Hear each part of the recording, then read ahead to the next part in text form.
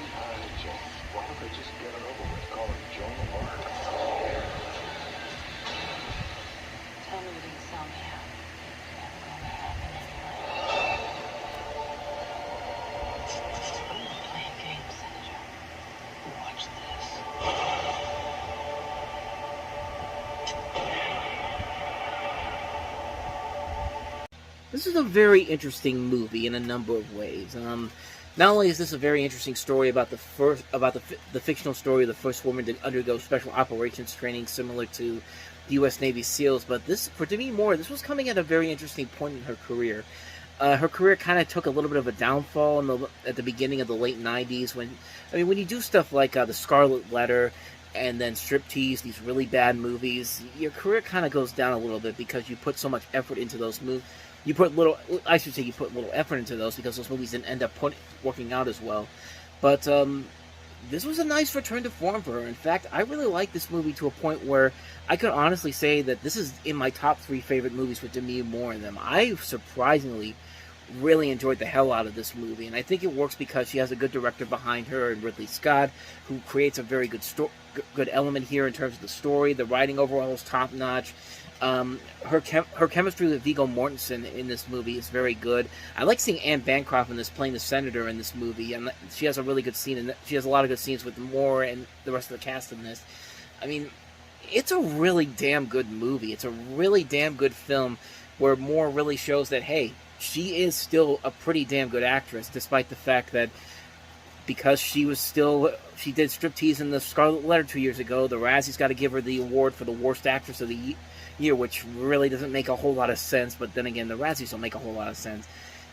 And the sad part is, this movie has become somewhat of a joke now, like, not because of the movie itself, but because, of course, of what happened at last year's Oscars. Not this one that just happened, the one in 2022, when Chris Rock made the joke about Jada Pinkett and basically said G.I. Jane 2, and that was, of course, that led to the Will Smith smash, which we've talked about it at length already. I still am of the belief that both of those guys are in the wrong there. Will Smith should not have gotten up there and slapped him, but Chris Rock should know better to tell a better joke than that. I mean, there was no point in making that joke, and sadly, that's what G.I. Jane now has become kind of relevant for nowadays, which is a shame because the actual movie is actually really good. There are so many memorable moments in this movie, like the funniest moment to me is when Demi Moore is telling the guy to suck her dick, and like everyone else just like, suck her dick, and they all start chanting on like, suck my dick. It's like that's funny. That's actually good funny stuff in there, and that's actually what I really like about the film a whole lot, is that it has a little bit of a sense of humor to it, and I thought the movie was very, very good. I think it's a movie that deserves a lot more attention because of what happened last year. But it's still a really good movie. It's still a very damn good film. I like going back to it every once in a while. I think it's a very good film, a very underrated film too. One of Ridley Scott's more underrated films too, as well. It's a nice return to form for Demi Moore. She still proves that she still is a very good actress, and she plays the role here very well. It's a great film. I can't recommend it enough. Definitely go check out G.I. Jane if you haven't seen it already. It's more than worth the watch. So, that's G.I. Jane. Let's go ahead and move on to the next movie we have here, and that is Charlie Sheen and Chris Tucker in Brett Ratner's Money Talks.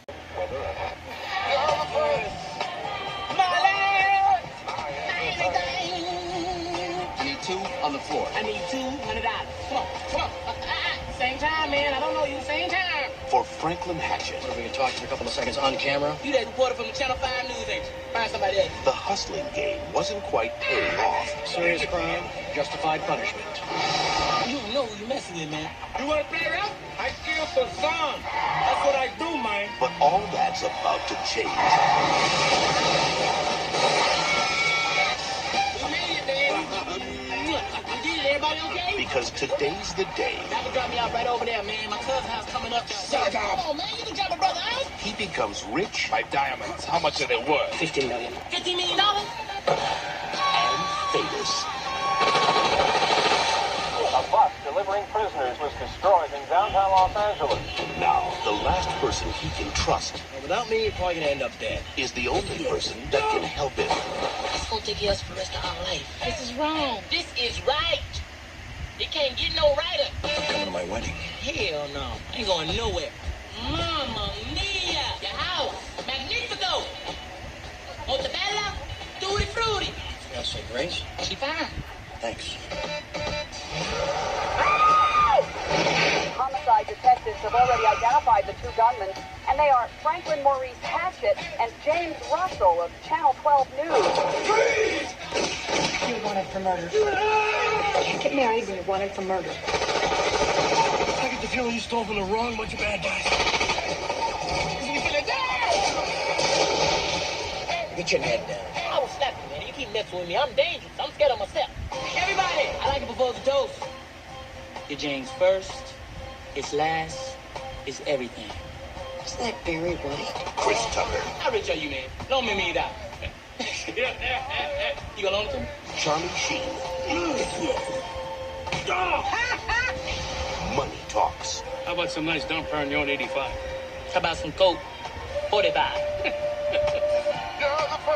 Of course, this was Brett Ratner's directorial debut as a feature director. He had directed many music videos up to this point, but this was his first movie, and of course, you have Chris Tucker there, which the two of them would eventually work together on the next three Rush Hour films that will come starting after this movie. And it's a pretty slick movie. It's very reminiscent to something like Nothing to Lose, which we talked about with Tim Robbins and Martin Lawrence. I'd go as far as to say that this is actually a little bit better than Nothing to Lose, even though I like Nothing to Lose a lot. It's a really good movie, and it does show Chris Tucker's range as an actor. Like, I like how he does start off as a really annoying person at the beginning, but once you get used to the character, and he's given more of an opportunity to be funny, it actually turns out to be something really, really funny. He's actually really good in the movie, and I like his comedic chemistry with Charlie Sheen. You have Heather Locklear in a very good role here, too. It's interesting that her and Sheen would eventually reunite for Spin City in the years to come. You also have Paul Sorvino in the cast as well.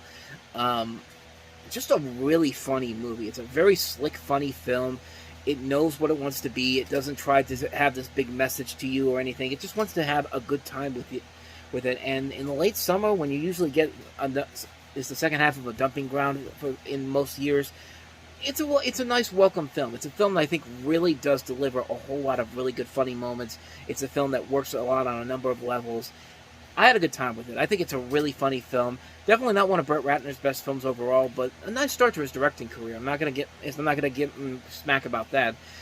Trust me, there's other films in his career that we can definitely talk smack about, but we will eventually get to those ones a little bit later on. But in the meantime, let's go ahead and talk about another director who's essentially making one of his first big mainstream movies, Guillermo del Toro, with our next film, Mimic.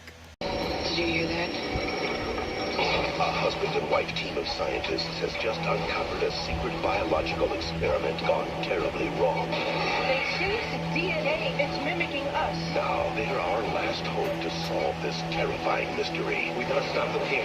In the film, critics are calling a smart, sophisticated thriller, an extraordinary story. Academy Award winner Mira Sorvino, Jeremy Northam. Oh my God. Mimic, rated R, starts Friday. So the premise of Mimic is basically you have this entomologist, Dr. Susan Tyler, played by Mira Sorvino, who genetically creates this insect to kill cockroaches, carrying a virulent disease, and now the insects are out to destroy the only predator, and that is, of course, mankind. It's a very formulaic film, and in fact, there have been a number of movies like this that are very similar to one another, but it's interesting how this one kind of broke the mold a little bit, and I think it's because of what Guillermo del Toro brings to the table here. This is still very early on in his career. He only directed Kronos just 4 years prior to this, and that was pretty much it. This is the first real movie that people really knew about him. And you have a script. He co-wrote a script with Matthew Robbins, who's written a lot of movies of this type. And it would have been so easy for this to be a generic horror thriller, but there actually is some cleverness to it, and I think it works because the cast in this elevates the film. You have people like Mira Sorvino, you have people like Jeremy Northam, Josh Brolin, Charles S. Dutton, F. Murray Abraham, Norman Reedus. I mean, a good cast overall in this film. And I think that this elevates it to another level because everybody looks at this and it's because everyone looks at this at first and goes, "Oh, here we go again, another generic rip-off film, a monster movie." But it's an entertaining film, and I know that Guillermo del Toro didn't get a whole lot of approval on this, and he didn't really get a chance to do his own version of this because he lost Final Cut privileges, and he did not approve the film when it was released. But he was given a chance to work on a director's cut that came out almost 15 years afterwards, which is the one I saw for the first time, and that's one that I thought really worked so well. I did not see the regular theatrical cut of this, and I think this movie really is a lot better than I think a lot of people give it credit for. Only going from the director's cut alone, I think it's a solidly entertaining film. As far as the regular version goes, I've never seen it, and quite frankly, I'm pretty glad that I didn't. So, with that said, let's go ahead and move on to the next movie we've got here, and that is Leave It to Beaver.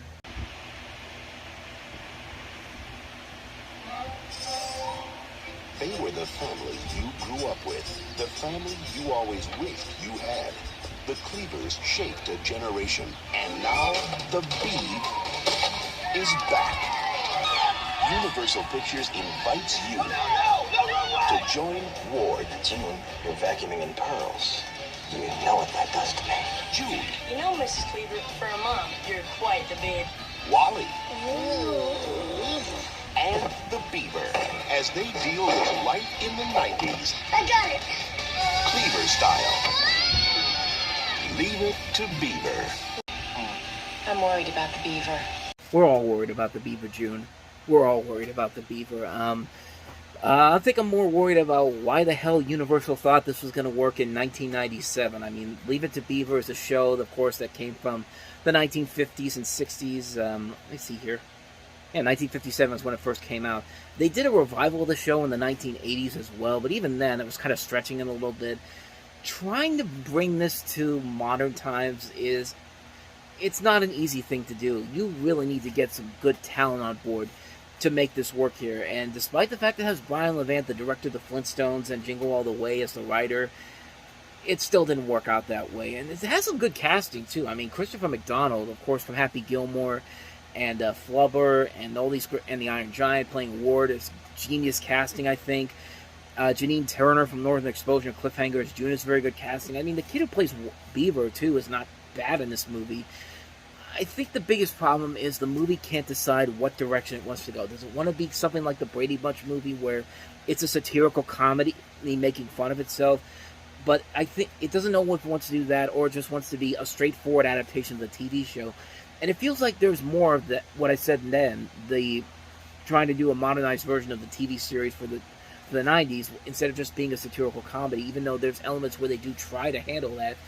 But it just doesn't work very well here. I remember I went to go see this movie at an early screening for it. It was one of those Saturday morning screenings they used to have at the old movie theater I used to go to. And we had the hats and everything and the posters. I think I still have the posters somewhere around here. And I guess as a kid I didn't mind it so much, but then when I went back to watch it again, I was just kind of like, Oh yeah, this really does not hold up very well. Like all these other TV adaptations, you can tell we're at least trying to modernize it while also making fun of the old TV series itself, like the aforementioned Brady Bunch movie, or even something like the Beverly Hillbillies or Sergeant Bilko, which I think are much funnier movies than this. This just doesn't know which direction it really wants to go, and it's a shame because because in the hands of a good director and a good writer, I think maybe this could have worked out well, but when you make only $10 million on a film that only has a budget of $15 million, then it's probably not a good idea to remake this for a modern generation. I think they actually said they were going to do two more sequels to this, but then they shut those down after the film underperformed. Like, if your film underperforms with a $15 million budget with a property like Leave It to Beaver, then clearly you have some problems here. And luckily, we didn't get to see those movies, but the movie just fails to update itself for a modern audience. It doesn't really have that charm that the original series had. And like I said, it doesn't know which direction it really wants to go for. It never really decides what's the final end result it wants to take on. I mean, it's just not a very good film, plain and simple. It's a film that I remember liking it as a kid, but going back and watching it later on, I realized that, yeah, I was a kid. I'd like anything that comes out around that time period, but as I grow up, I realized that, yeah, not a good film. Not a very good film whatsoever. So with that said, that's Leave It to Beaver. Let's go ahead and move on to another comedy, Greg Kinnear and Lauren Holly, starring in A Smile Like Yours. We're the Robertsons. We have an appointment. We want to have a baby. Isn't that nice? Fill out everything in detail, including the questionnaire on your sexual history. It's kind of personal stuff. I'll be happy to let you read mine. I am potent. He's very potent. Extremely potent. There's a mistake down at your lab or a contamination problem. A contamination problem? Like the police DNA labs, they do it all the time. Maybe your timing's just been off.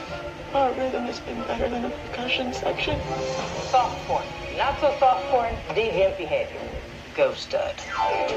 Paramount Pictures and Reicher Entertainment present the story of a loving couple What is it with women in elevators anyway? who put their bodies through the ringer. The whole process is so unnatural. There's doctors and nurses and technicians.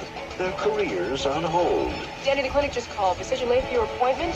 I just want so badly to be a mom. Their romance on ice. You and Jennifer are great together. You don't want something stupid to happen over a misunderstanding.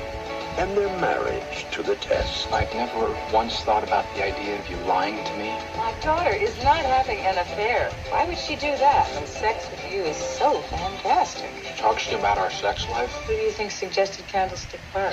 You guys are talking about my sex life. No, we're talking about Jennifer's sex life. I mean, we'd leave you out of it if we could. Greg Kinnear. Lauren Holly. I'm finished.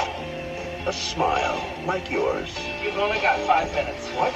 I'm locking up at 6 o'clock sharp. You're not the last man I'm seeing tonight. Another one of those comedies I saw on videotapes for Paramount movies back in the day, and I thought, I mean, this could actually be something interesting. I mean, Greg Kinnear was actually in a really good movie that came out the year before with Dear God, which is a very underrated film. And Lauren Holly's a really good actress. I mean, it has a lot of talent involved here. Joan Cusack, Jay Thomas, Jill Hennessy, Christopher McDonald again, Donald Moffat, Shirley MacLaine. But, you know, when Shirley MacLaine is uncredited in this movie, that's probably not a good sign for the film. And sure enough, when I saw the film finally, yeah, I could kind of see what everybody was talking about. This is not a very good movie. It's a simple concept. You have a couple trying to conceive a child, but they end up having these situations where the mother, Lauren Holly's character stops using birth control and doesn't tell Danny, and it puts a strain on their relationship. Danny, of course, being Greg Kinnear's character, and she discovers she has fertility problems, and so they decide, you know what, we're just going to have an affair, and it's just like, really? Like, this shouldn't be that tough of a concept to do. In fact, they tried to do a movie like this similar to 7 years prior with Gene Wilder and Christy Lottie, which was Funny About Love, which is a horrible movie, but at least it's not that movie is horrible compared to this film. I mean, this film, it's just not clever. It's not clever. It's not really all that funny, and it's a shame because there are possibilities with this film that could really work if you had a good script to work with. But these people that don't really have a good track record in terms of the director, Keith Samples, a former syndication executive at the time, he was one of the head people at Reicher Entertainment, so I guess this was his baby, kind of like how Robert Shea runs his company, ran his company at New Line, and then Kevin Meyer, who has not written a whole lot of memorable films to his name. I mean, the best thing he had done before this was Stepfather 2, which that pretty much should tell you everything you need to know about this movie here. It's just not a good movie whatsoever. It's a disappointment, too, considering the talent that they have on here. And there is possibility for a funny moment with this, but for funny elements to this, but it just doesn't really have it there. It's just not an entertaining film whatsoever, and I was disappointed when I saw this for the first time. Should have been a whole lot better than what it is. So that's A Smile Like Yours. Let's go ahead and move on to the next film we have here, and that is Patrick Stewart in Masterminds. Big close-up compound. This compound, you're in a school. At Kingsland Academy, we're taking a new approach to mathematics. I'm going to have to ask for $5 million each. I don't think so, pal. Simon, it's that kid. Is it coffee here? I hope you enjoy this sauna. Find up. Do your dream. Rider's Edge. I better get extra credit for this. Rated PG-13 opens everywhere August 20th. Let's just call the film what it really is. The film that this director did before he eventually ruined his career with Battlefield Earth. This is directed by the same guy that did Battlefield Earth, Roger Christian. And it has Patrick Stewart, who I swear, I guess they took him from, I have to think they took him from the same set that they took him from Conspiracy Theory, because he looks like the same character. Just take away the glasses and give him more of a mustache, and it looks like the exact same character. But I will say this, he is one of the best things about the film. But the movie itself is not that great. You have Vincent Kartheiser from Mad Men, who is this computer engineering protege who matches wits with a security consultant who has taken over his stepsister's school that he's used to go as a ransom as determined bandit for their release. So in a way, it kind of sounds like, of all things, that Dexter's Laboratory episode where the janitor forces Dexter to stay in the school forever with a Die Hard scenario. Like, it's the episode Trapped Under Vengeance. I mean, that's the first thing I thought of when I saw the trailer for this. I'm thinking, I mean, that's a shame when you have to when a Dexter's Laboratory episode has a better concept to this than an actual movie. And it's got good actors involved. Like I said, Stewart, Kartheiser, Brenda Fricker. It's got a good elements to it. It's got a lot of good talent involved here. The script overall is just not that entertaining. It's a film that tries to be kind of a kiddie version of Die Hard, but not that great. And it's not that enjoyable of a film. The only thing, like I said, I really liked about it was Patrick Stewart in it. I think he's the one thing that keeps the movie afloat. But other than that, though, it wasn't that good of a film whatsoever. It's a movie that kind of came and went, and you could definitely see why. So that is Masterminds. Let's go ahead and move on to the next movie here, the re-release of Dirty Dancing. Every summer, there's a movie that breaks away from it all. This summer, that movie is Dirty Dancing. A terrific film. Dances rings around Footloose, Flashdance, even Saturday Night Fever. Joel Seaman. Flashdance with Heart, the Boston Globe. This is Saturday Night Fever with even more of a sensual connection. The LA Times. Dirty Dancing is Flashdance with a triple-digit IQ. Toronto Globe and Mail. Dirty Dancing, starring Patrick Swayze and Jennifer Grey. Rated PG-13. Now playing at a theater near you.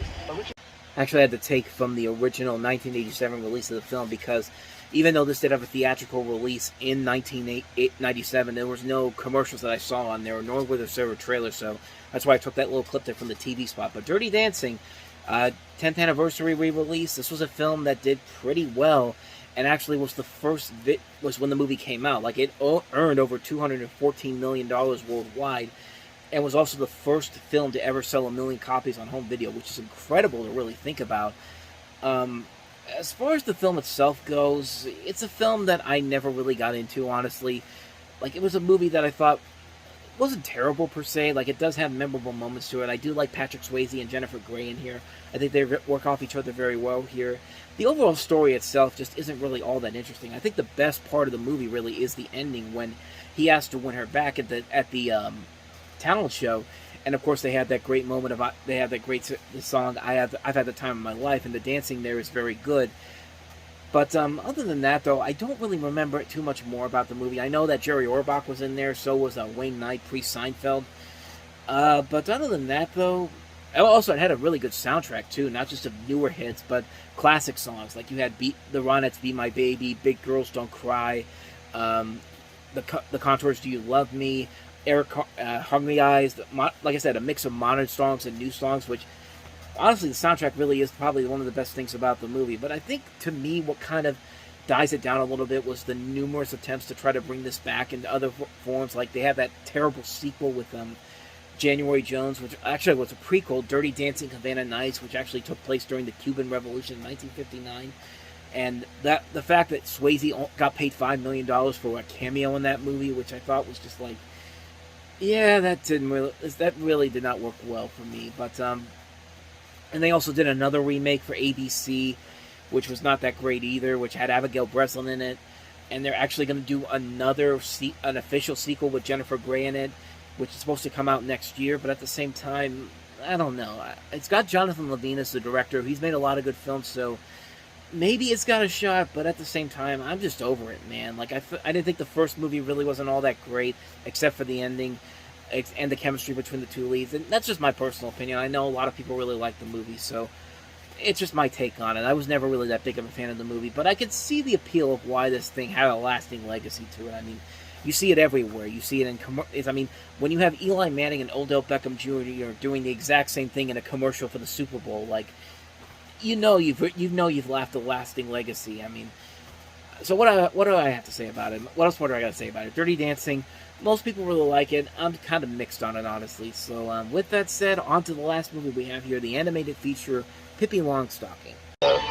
Delicatessa, Window Shade, Mackerel Mint, Ephraim's daughter, Longstocking, is about to make a name for herself. Hey ho, one Pippi I away, home and I'm happy as can be. Pippi Longstocking. From the pages of Astrid Lindgren's classic storybooks comes one of literature's most exceptional young ladies. In her very own animated adventure, follow Pippi and her friends on an unforgettable musical adventure. Someone's right behind us!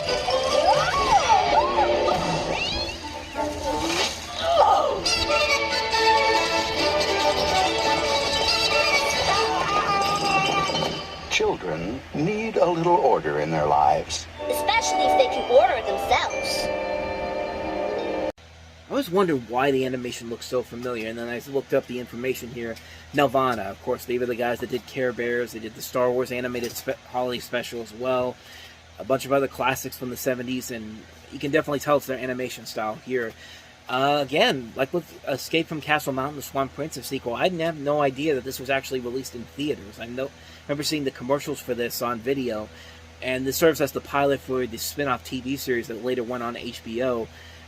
And it's basically kind of the origin story of Pippi Longstocking, like her story from when, like how the story begins, of course, from the best-selling books as well.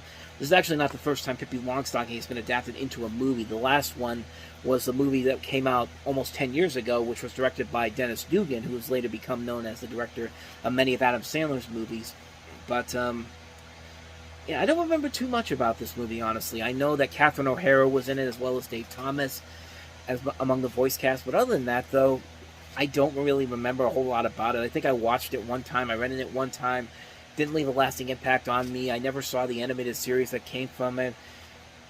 So, yeah, it's kind of a mixed bag for me. I don't remember too much about it, but what I remember from it wasn't the worst, but at the same time, it wasn't that great either, so I don't know. Maybe that's just me. I don't remember a whole lot of people really mentioning it all that much, so other than that, it came out this weekend, might as well talk about it. So that is the animated Pippi Longstocking. And that's going to do it for another episode of Time About the Movies. We'll head into Labor Day weekend 1997 on the next episode with 5 movies, including Hoodlum. We also have Alicia Silverstone in Excess Baggage, Kevin Sorbo in Call the Conqueror, She's So Lovely, and Trojan Eddie. So 5 movies overall to look at next time around. We'll delve into those on the next episode. But until then, thank you very much for watching. And if you want to see more videos like this, please hit the playlist on the next page. Check out the previous episode. And as always, hit the like and subscribe button if you want to see more videos like this. So with that said, thank you guys for watching. And I will see you guys next time. So until then, as always, take care.